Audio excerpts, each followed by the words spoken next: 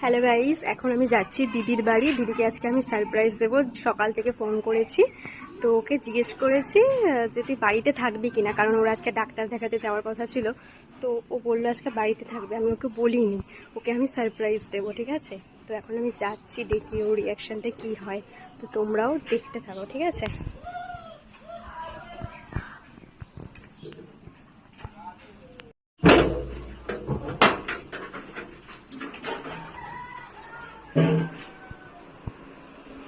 কিরে, কি করছিস তুই? সারপ্রাইজ! তুই না আমাকে সকালে ফোন করে বললি কি বললাম? তুই আসবি না। আমি বললাম তুই কি আসবি? সারপ্রাইজ! তুই আমাকে সকাল সকাল ফোন করেছিস। তোকে তো আমি সারপ্রাইজ দিতে, তো জানিসই। তোর কথা বিশ্বাস করাটাই আমার ভুল। তোকে প্রতিবার বিশ্বাস করি আর তুই এরকম করিস না। এসছিস কেন এখন নাটক করে? আমাকে তো বলিস না।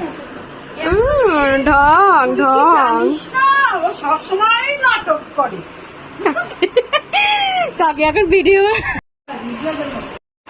দেখো। জীবনেও আমাকে বলে আসিস তোকে আমি সারপ্রাইজ দিই।